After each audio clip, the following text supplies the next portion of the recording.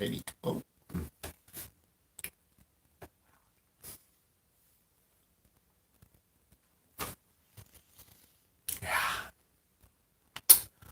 Five, 4, 3, 2, 1. Thumbs up. Now,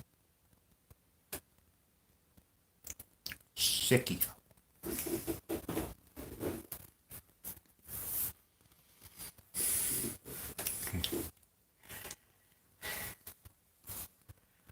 O le aso tolu se fulu o te se malua fe lua sfumalkas. Ea.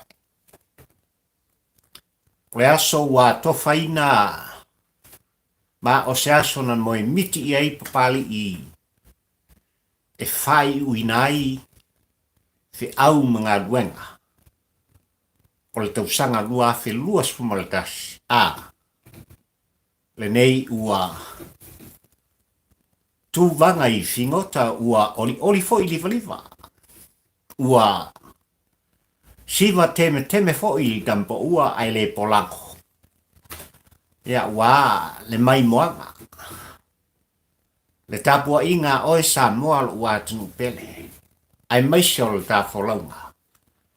I le nei tausanga lua fe lua sfumalkas. Ia e au ai la ile nei te au lingo lua sa moai lo watunu ue. Na se i o tātou fo i lava. Le whaasangi le vi inga i lo tātou tāpa au i le langi i langa teika i tama. I le soifua folau o sa moa le atu u mai lava i o na maunga te tele. Se i o lava i seo pito i titi o le au tinifu. Ai ale o la whatau vau pari i la autou o auna. Ma le tāpol kalame fai pea o le tampa ua ai le polango. Fo i le vi inga ma le whaaftai i le atua. Wafo i o lea ua e sirsila sa moa i le matango fi o le malamalama o le aso fo ua foa. E le atua i lautou soifua ua o pupula foi. I le osoa e o le la. O le aso o mai e le atua i le wola whataua. Ia. Ona o manatu lea sa moae o te ioe ma o te litonu. O lo whapena lau tāpua inga mamana. O lo whapena lau sa ilinga malo. Ea, i so se tiute ma so se whaiva o le soifuanga ua tofi ai. I le soifua whalau o le sa moa ma le ola whatau vao pali. Kai o liunga lua ngai sa moae. So tolu se fulu. O te se malua fe lua sumaldas. Ma eu le alofa mane angane lei o le. Wafoi ua faita waso. Maona i tu la i teimi o minute. O se kone o le tata o lo fatu ma lo fatu. O na ulu fale lea. O le pa ia mane mamalu o sa moa lo watunu pele ma ou. Tofu. Ea, ma whaulu fali na mai. Se tausanga fau fia i soifu folau o tātu otnu. Ai mai se papali i le lua afe lua sfumalua. A whai o sa au pese sa e whaafonfonga sa moe. A whai sa paulua le ngota o le pese ma le leo papali i lau whaafonga anga. Ai o te ioe ma o te litonu. Sa mo li tai o i ua langona mai ua upu. O leina mafuai upu. O le ngana ma se tala papali i la autou tāpua ika. Na longo mari ai lau whaafongfong anga sa moe no watu. Ia. Mafua sia ua o manatua i sa moa i le nei te au li ngulua o te whatepa lau tāpua inga malau mai moaka. I tūlanga o le tā sāwalinga e peilawan o tau tala iai. A o e tā pua ino nofo sa moa lo wātunu pele. I le tele o a tā maafutanga. Ma tā whilo inga. I fisota inga e pei ona iai le nei vai tau. O le soifuanga i le poto male hata mai o le tangata na foa i mai e le tua. E whaatino ai a wala ua mwhai ai. Ona e sila mai o e sa moalo ua atunu pele. Ma ou mata matatu. Eo. O le vi inga lea le atua. E tātou te whaafitei au. O le whaafitai lea le atua. A wawa e le tu lafo ina. Le ola ma le soifua o tātou tangata. Wa e sila e sa moe i le laina ma le fwai upu o le autu o le launga. Whatampo ua ai le polango e whai uinai. Fe au mga luenga. O a tātou maftanga o le nei tau sanga lua afe lua sumaldas. Yo. Wa umana tuai e leo tele ngā luenga sa moe i le e nā o le upu maletana. Yo. Ai mafua ia lei o le leina o le autu o le launga whatampo ua pari i lau whafongfonga. Yo. E mai ia. O le filial tapa. Ua maua. Sa moa ua no whailo satu ia maa i lau whafongfonga tāpua ai. Mai lava le nātau sanga i le ulua i maftanga sa tātou mafuta i runga offshore ta inga whanei on po. Malitu alanga pari i upu whaio ta malo. Ia. Na o tautua tala hai ma o tautua longo puiri. Lo o tau pa ia ma lo o tau maru. O le upu tau tino a pari i tampo ua ai le polango sa moa i lau tāpua inga i nei te au li mulua ma lau whafongfonga. Ele iai se moe mitinga i le i tau. Ia. Ua whaamtalina fo i le tu mumusu a pulotu e pei on o tala noai. I le tele o aso. O le tāmaftanga sa moa lu atunu pele. O le tu mumusu a pulotu i a pari o te longo i a te oi. Ia. E whapena le vai a sal nei sa moe malau tāpua inga. I mea sa o tu alanga i e tatala ai le nei vai a sa. I le tāwhilo inga ma le tā maaftanga ai mai se lava. O le su e pea. O le wha malama o le tampo ua ai le polango ma tilo atu. I lo tāwhainga malo i Samoa. Samoa e le watunu o e pele i lo whatu. Ia. I le awa atu ma le au mai. Nia ai mai se lava. E le o moe le fili. A wafo i e tūpulua le saito ma le titani. O le soifuanga matala lo tusi ua malama i ai. Ia le soifua o so se Samoa. Ai mai se foi o le ola tau whai o papani. Ia. Ai le ola i ai se whaamtalanga papali i. La o tō au na Samoa e. I le autu ma le au ngau aute. Ia. O le motu ngā awha ma le motu ngā manata. O le launga whatampo ua ai le polango e whai uinai ngā dueng whai. O le nei tau sanga Samoa i lau tāpua i ngā lua afe lua sumaltasi i le aso tōsipu nei asuma e sema. O le ao i eise whaamtalanga muni mai. Ile au ngā mane au tū o le launga. Ia. Ai ei me au na o whaatepa i ai i al tā whainga malanga ma lau tāpua i ngā Samoa. Le anga o ina e popo wai le ao te lenga. O la ngona mafu whaunga. O la au tau au auna nei. Ai e tele i whaafonga Samoa. O le asau sisil mai of. Ia. O le asau tanga i mai. I le lanu mumu. Ai mai se fo i o manu. O le la e o pari i uamwhai o na ofua i le aso nei. O le asa i o i ai se whaafitai a pari. I lona ofu. Le la e ua mori te i mai i vasa e fia. Ia. E mo mori e le nganga o le whaafitai. O papari i le nei le tampo ua ai le polako. I le sunga ile li fai au o le kalesia so fitu o le toe fio mai. Ia, o lo fa pena ona fa fale tulu ia ile fio anga o fusi sa fata e Michel Fultua. Ona o le neila e matango fie sa mai ua o ofuai ile aso le nei. Ia, ile nganga o le fa aftai ma le fa malo.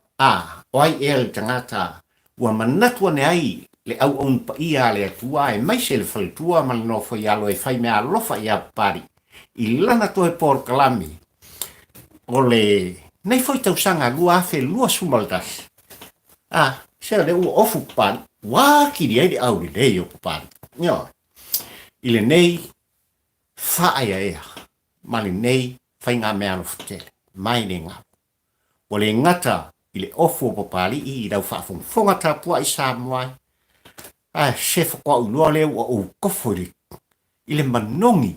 Ia, le sua malie o le koko Samoa moni. Whaafetai tele. I lau sunga i tau simtanga. Wenga lau sunga i le li whaifi au. Ai mai se lau whalitua. I e whaamanui a le atua. O sapota. I lau lua nopia i ai. Whaafaletu i ai le ngā lunga pa i a le atua. Ma i e tupu mola. Maua ni a nganga se tele. Nya. A wale atua malonu whinanga. Whaamanui ai le kalesia. I tutonu. O le kalesia so fitu o le toe fia mai. I fusi sa fata sa moi sifo. I'm salute. Ioi, pela wanga uwhaku sa moa o le tāpol klami o tūlanga o fōlanga. Ma sanga sa whapena o na tātuanga i mai ai i upu whai o le tā malo i le nei tū sanga. O mea e ao o na tātu toe māne tua. E ao o na toe tepa i ai ia oe le Samoa tāpua i mau le Samoa whalau. Tā ua le Samoa sa ili malo. I mea sa tutupu i le soifuanga. Ma lo uola. Ai mai se lava o upu whai o le tā whainga malo i Samoa. Ia. Ina ua whai wina i el fontanga ale panemene i le pai inga se fulu mo le ono Samoa i a mati o le tausanga le nei lona amatanga o lumana i ai i le whainga filifilinga o le tātou watu. Na toe velo ai e tui la epa le taitai. O le hero pipi i lewa i tau o tūla i mai o ia o le palimia. Se tau e sili o na whaatau ma ai o na mata i tutonu o le mauta whono o Samoa ina ua mawhai o na ia whaatuina. Ia se lafo matautia. E sue e nai le fionga i le sau whapito i afia mea Naomi mta afa. E sue e nai le sunga i le lauri a le malietoa. E sue i nai le whetalenga i a olo fiti va ai. Ai mai se foi o le afionga i le whaumuina po le whetalenga i a le atinu u Wayne Fong so ia. Ia. O le lafo le ana whaatuina e tuila e pana apa ai. Ia le sunga i le lauri i tutonu al mota fono Samoa e ma ia tatalo i le fonga whetalai o le mota. Tu mai se apano e le whaingo fie. Wa e foring mai ua whai wina. Ia ngā guenga ma le sau whainga i le nofo inga i le pae inga se fu ma le ono. Ma loi mata Samoa ona o le nei. Tui o ona. Ua toe velo ai lava e tui la epa le tau i tutonu le mota. Ai ua wha sauni. Ia le whainga malo a le hero pipi. Ma sui ma maru uma o le mota whono Samoa i le pae inga se fulu ma leo. E anga i atu. I le whainga filfilinga a Samoa. I le aso iwa o a pelila.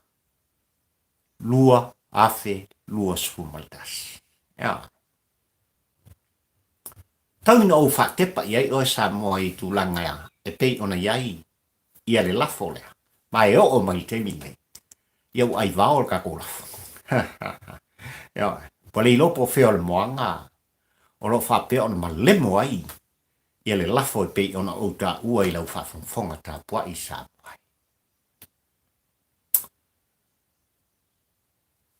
Ina ua sauni le palemene i le pai inga sfuma le ono sa moa e whaata ape. Na o lato wala awina ai, ia le sunga i le whaafia ngā tau ilangi, o le fioanga o fasto outa. Le whale tui i le tama sa tuala. Le sunga i auta, ina ia whapea na whaatino ina le whainga lotu muli i tutonu, o le mawata whono o Samoa. Tamoai, tasi lea mea e au o na manatua pea ma o te manatua. I le ola tamu whai o papari i le nei tau sanga. O le sasa anga ma le launga, a le susunga, i le whale tui, o le ainga sa kwala. Le sunga i le ao na whaanga. Sunga i le whaafia tau ilangi i auta. Na ia momoli ai le whiau. I sui uma o le mawata whono o Samoa ma le palemene i le pai inga se fulu maleona o mai inao. O le atou o tau te unai. E tau te unai le maa. Ai whaitaria le atua ma wha minoi. O se launga Samoa i le mai tau o papari i tonu le mawata whono. E whaata la fonga i le whaafonga anga a sui mamalu uma e maise lava o tuila epa ma le vaenga. Ai o se launga na ulu tino ulu fatu. I le whaafonga ta puai a le fionga i afia me la audi ale mali toa le tō wha ia olo ma le tō wha ia le atinu. Ma o le upu tau tino na i le mai taunu nofo al tampo ua ai le polango. Le anga e onga le whiau. E matautia le finangalo pa ia o le tua. Na awala mai le fofonga o lana au na pa ia. Le sunga i auta. O mai ina o tau te unai le maa. O le a whaitalia le tua. Ma wha minoi. Samoa. Na minoi le maa. Na minoi le maa i le tapua ino nofo a tongata sa o lato whaafofonga ma le toa i le winga ma le autu o le langwa. A le ua tūla i le whaatuatua i le atua sa mo utasi. Ua wha minoi e le atua. Le wha moe o le fast. Na tūla i mai ai no lato teitei whono le sunga le lauri a le mali toa. O na uso a whaipule le tō wha ia olo ma le tō wha ia le atinu. Ai a le tua fine sa lato tū whatasi tūlou. Lana fionga i sao na whapito i atua. Le a fionga i afia me na omi mtafa. Na minoi le maa o le whamoe poi. Lea ua tūa i le whainga maloa Samoa. Le winga lea o le aunga ma le autu o le tala aunga whatampo ua ai le polango Samoa. E leo tele atu ngā duenga whatino i nā o le tautala le upu. O te toi tata ina lau whaafonga Samoa i le nei tau i ngalua o le tā mawhitanga. Wa o manatu o le hatia i tele o mea wa umana o tala noa iai i le politiki ma upwhai o le tātunu. Le ano noa o mea na tutupu o le nā ua no whale satu ia maa i lau tō whaafonga. Ua tala noa whaafia i ai papari. Ai wau mana o lava Samoa e manau whaafonga tāpuai. Au mai lava le tūlangi o tā masa o le tara lei mā lato launga. Ea vea ma ai e tāti toe manatuai. Le lua afe, lua sfuma le tasi ma mea na tutupu ai. Ina ua minoi le maa na launga i ai. Le whawhia ngainga tau ilangi o le tama sa tuala. O le whale tui e sa tuala ma le ainga. Ai mai se foi. Le whale fitu ma tūlanga e pei ona ele fio anga o fasto. Na minoi le maa. Angai mai se iau toi whatepa o e Samoa. I le launga tu sao malangona tu sao. Ale au na le atua i lona atali i whale anganga o tui le epa. Se launga sa whaamtalaina o le tasi lea, o launga o le tala lei o le senturi. E pei ona sa i ai, ma fonga ina. E le taitai o le kalesia kātolito. I tutonu o le tātu nuu sa moai, le a fionga i a maka i linga alapati. Ia. O se launga e au o na tātou mana tua. Ma fua i sa moa lau tāpua inga, ma le taumwhai o pali i e whatepa. Lau tāpua inga i le fo i launga o le senturi. A wafoi o se launga sa moa e, na tu sa o ai le finangalo le atua na musuina, lana au na a ngai lona atali i whale anganga o tuila epa, sai lele mali le ngoi i tūlanga, wawa ai. Ia le mautonu o le kawhainga malo sa moa. Ia. Ele i alo le au pa ia le atua. Ele i lafi fo i se atata o se la au le au pa ia le atua, ai ua mo moni le fe au fa eria o la ngona tu sa. O upu o le alofa i atu i lepa. Ia. Ina ua maitau mai le kalesia ua fasolo lava ina ui le mai o tūlanga o pufai o le tātu i le awa tū man au mai i ve singa. Sa fa pena ona vesi ai le loto i fale. Ona o le mataita o le tangata sa iate ia le fasili au pule. O la ngona o le tangata sa fa pena ona iate ia le faufaunga fa maa ua lunga. Ua lefe to ilalo. Ua musu e solmuli pe tepa fo i tua. Ai ua mana o lava i tūlanga sa moe miti ai. Ia a vea o ia masifi o sa. O ia.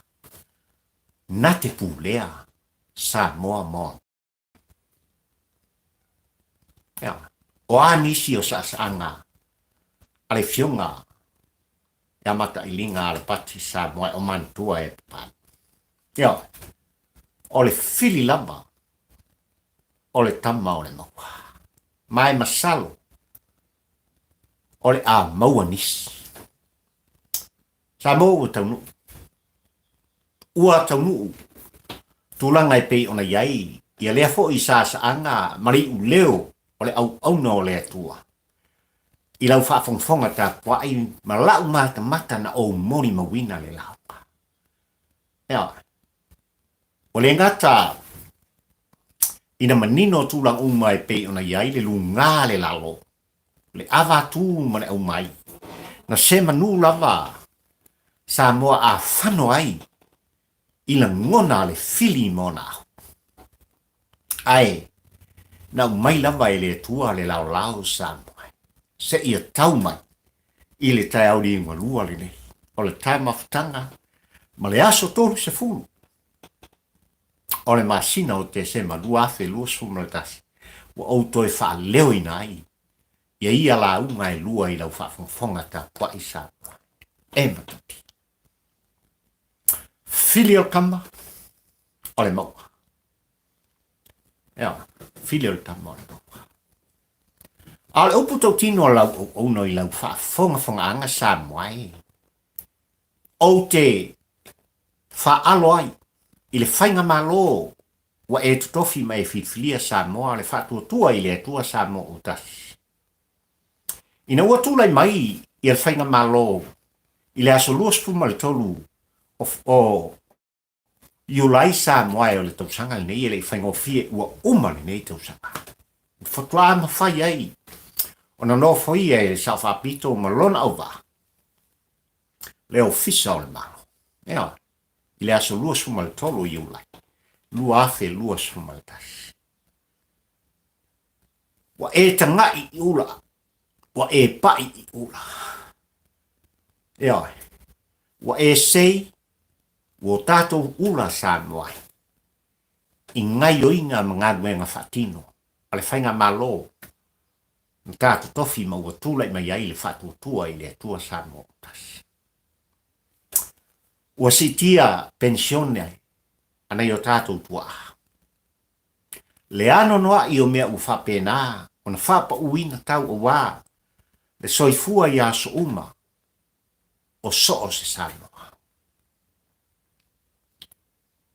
Ua, ato fo i le vasa he tusa ma, la ngona tūlanga, a wālava la fonga a whaifi au. Lea ua mautino, ua tau fia ma ua le o toi whatinoi, ai ua ta atia fo i tutono le maota fono. E toi te una o tūla fono. Ia. Samoa le uputo tino al porklame, na o mai lava i le aso ana nafi o lo o ngalu e pea. Ia lana fionga le tamaitai pānia e meise o minista o lana kākeneta e whaatino o lātou tiute. Ma whaiva ua tofi ai lātou. A wā lava e atina ina o nuu mafio anga o i tu malo ai meise o tātou tangata Samoa. Ua leo tele ngā luenga. O le upu tau tino lea. Ua ou alanga ma ou fia o te patipatia le leo tele o ngā luenga ua whaatino i to tonu. O le nei lima ma sina tangon tūle mai li whainga malo na e filfilia Samoa.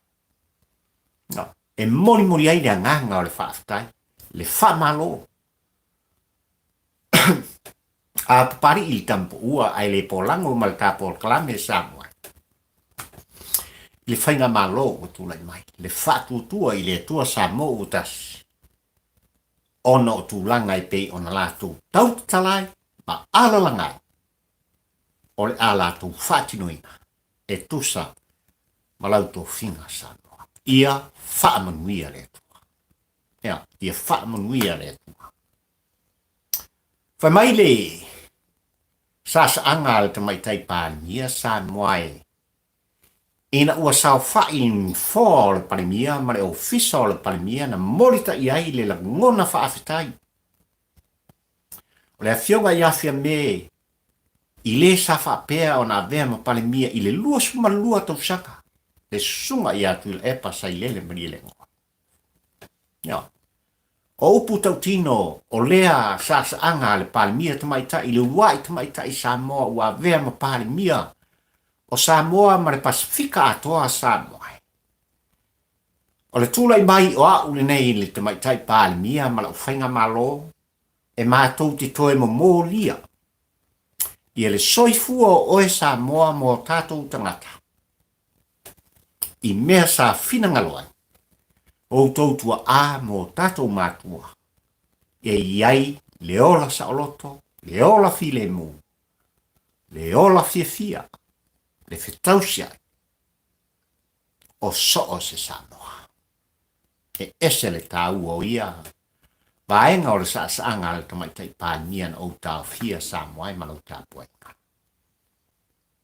O le tatalo a pari ili tampo ua ai le polango. Ia. Ia iai pea le whaamunia ngā le atua i lau fionga le tamaitai pānia. Ai maise lau oa. Ma ia tau tuana.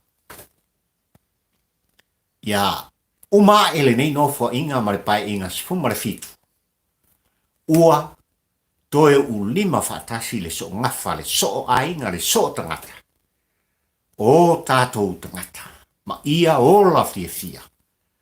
Samoa atua. Ia le ngata i tutonu. Ao le aitau ma lele. O tupu mai, le pa ia o Samoa. I so se tafa le lalolangine. O lo o ngā lua msa iri malo ai, ma whairi le maatongi, a wale ati na ina o Samoa. Praise God. Ia. O le a whaumare la unga pali i, o le tausanga le nei. I le iu o le laina, ma le autu o le la unga whatampo ua ai le polango. Fili, o le tama, ua maua. Ia. Samoa e manau tāpua inga. Na au pese i le aso lua Samoa i tūlanga. E pei ona longo i nai papali i e purotu. I tūlanga o lo iai pea le fili mane matamataita. I taita i tutofi o lo tātu. ai pong sa e le aso ia o lea ua sala lau ma moni mawina e sa moa i tutonu ma fafo mai si ospa inga leo leo i tulanga i pe ona iai au penga malos mai latou ta o latou whaatinoina ia tulanga i pe ona iai i le sori ngā tulafono o vai ona fuala au whasaina e le tatau ona tango fia e sos sa moa ma e le tatau foi ona iai tutonu o le nei atu matango fia o samo ua le tasi ai ua atulasi ma foi sa wo apai sa moa i lau whafonfonga i tulanga ia le ango i olo o fafau mai ai le malaia sa moa i tulanga i pei ona outou talai ma o le upu tau tino le na o i la tu olo tango fia tulanga whapenei ua manino foi i le aso le nei i le talanoanga ale sunga ia tu la epa mana tu stala Samoa ele fo mai lava il tau sanga i lua afe Samoa e pe ona ta ua e tu la epa na o ai le longo ia teia ele ofisa ole ole oi o tangata maulu lunga o tatu o tangata fai pisi nisi o tatu o loto lotoi i le whaonga inga o fuala au whasaina Samoa. Ele fo. Ma o le talito nunga o papari i Samoa ma lau whafonga tapua. O le mafu anga lea sa o tau mori mawinai ma o matamata inai. Le matamata ita o le tangata e ese le lalolangi ua iai i lona mawhauwhau. Ma ua sola ai le whaato whala inga le Samoa moti. O la tō lo tāngo fia i e tūlanga o whala au whasaina. Mea. Ua manino le lalolangi a toa e o i anu sila. I le ano noa i o i la tō lo la tō whaatino ina lea sori ngā tulafono Samoa. Ai a le Samoa mātango fie. Le Samoa lanu lau awa ona ele maona whanua. Le vau le la au ai ua le mea ua tupu ai pe. I le talito nunga o papali i mari i oenga o lo i aita Paul Kalame e Samoa. Elena pau ia. Whaafetai o lea ua mata o na outou whaafofonga Samoa mo tatou mata i tu o langa le tampo ua ai le polanga o safai. Whaafetai. Wa le upu tau tino Samoa o tele alo fo i le whaamtalanga i pei lama o tau ka. O le prestene o whanua, o whamasnonga o whanua maswafa. O le kasi rea, le mafufau o lo iai. Mai le fisilingia le tūlanga o le whao ngā inga. O whala au whasai. O le sa avea ma komisina o whainga palota. A e whaavasanga mai Samoa la ngona o pari ili tampo ua ai le polako. E le i whaingo fie na whetoso inga whaapau tolo aloi le pa ia mani mamalu o Samoa. Ona o winga o le tangata sa tango fia ma whao ngā ina. Whala au whaasaina. Ona whaatino ai lea o ngā luenga ma tofi na tofi ai e lea tunu. Tesa mori mawina tūlanga wo o iei o le tātu nu Samoa. Moa, ma le upu tau tino o le tampa ua ai le pola. Wa tatau ona ka loka umamai i la tōne. Wa tatau ona iei sa i linga whaapitoa i o la tau toto. Ina ia manino ma tau lau o le whaamoemoenga Samoa. Olo iei isi o ulu o mtanga duenga o le tātu. Ma le upu tau tino le nā. O lo iai tai o le tātunu, o lo loto lotoi. I le solinga, o le nei lava soli ngā tulafongo, ai maise lo lato whao ngā ina Samoa. O nei vai o ona. E whaatino ai o lato manao, mo lato mawhaufonga. ai ua se ai ma le taita inga o le tātu. Ia. O le tū musu i le ofisa o leo. E o lava i le sa avea ma komisina o leo ua wha ma vai sa moai. O le tau tinonga fo i ngā le tāpo o kalame sa o tu o langa inisi o tātou whelo i ngā. Ia. Mā lau puto tino na pari i tampo ua ai le polango. A o aise toi ina o tū mai tū o nei mea. Ka ke le fsilingia ua sola le tō wha toi ina. Ua sola le ngangana le atunu i atu i la epa ai ua ngangana i upu wha sau sili al tamaititi. O la ngona o le tangata o lo tāngo fia. Ia, ma whao ngā ina. Nei vai la au le anga ma o ona. Ia. O leo puto tino na a papali i a wale aso tolu se fulu nei sa moe malau tāpua inga. O le masina se fuma le lua po te sema lua afe lua se fuma le kasi. Ia. E mo mori ai le fe au ma le tātou tu alalo i le whainga malo o tōlai mai. A whaina tu alanga mau mai le sasaanga i le tamaitai pale mia e lātou te toe whaafo i ina sa moa i lona file mu se saonga le mu le ola fia o tangata ma ia sa vali tangata uma i ala le tu la fono ma le whaavae na whata otopai e o tātou tua a ma mātua o le tatalo le dampo ua ai le polango i le whaafonga anga a le whainga malo o tātou filfilia sa moai aua le no wha ia langa uma mai ilunga i la tome. Aua le tu ua avanoa. Aua le tu ufaua i la tone i le taimilene. Leanga o i olo iai le lama. Olo o lama pea. I lo o tau saifua ambal tātou wala. Ia. Ua tā le taimi. Ua manino fo i le matua le vai i le tapua inga Samoa. Mai lava i au te tele se yo o lava i se upito i titi o alo mawhanau i mea o lo kupu i kongo le kātu ua tāle te. E au ona tūla i mai le matanga luenga o leo whaatino i le ane o tonu, whaatino i le moni, whaatino i le alofa. Sa i li linga masusuenga.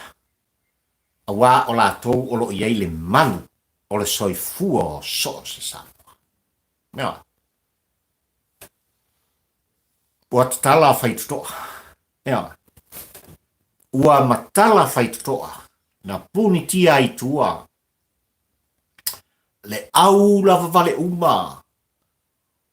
Pe lava on o ta ua Samoa e. O i la tau o lo avea mataitai o Samoa. Mea.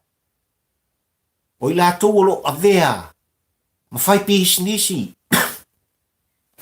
ma company ma so se tu langa ma ua lunga o tātu i le ai ma sesi e le o sao mai i le melea ma o le upu tau tino lana a papali i le tampa ua ai le polango i lau whaafonga tapua ia o le makwako kelea ia ma fuesa le anga sa tu musu mai pea pulotu ia papali ia i la tau o lo whapea o na la tau whatinoina.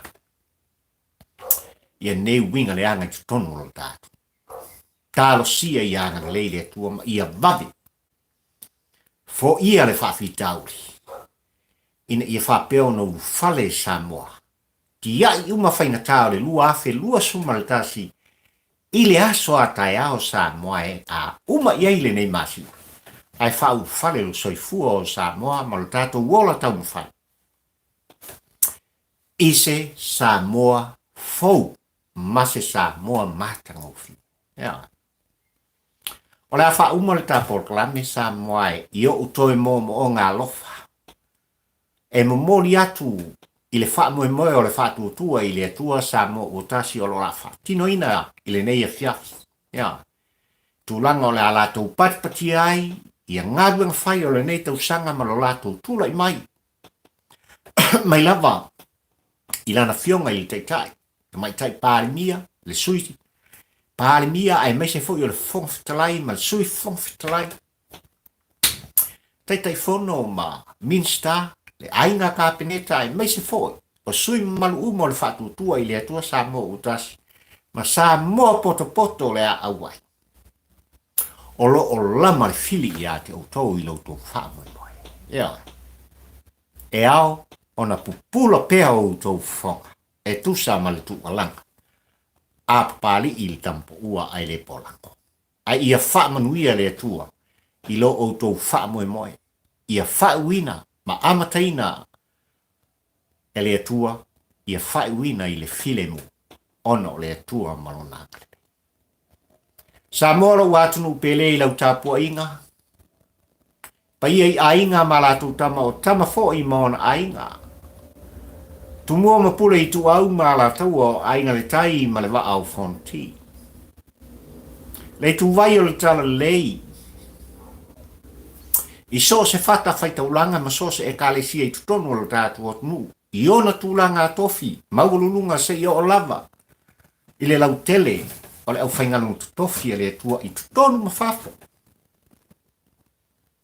Ioi, le tāpua inga, anai mātua, tua āsina sina o Samoa, i maota malawa, ai maise o so se Samoa, se i o lava i se o pito i titi, o alo mawhana.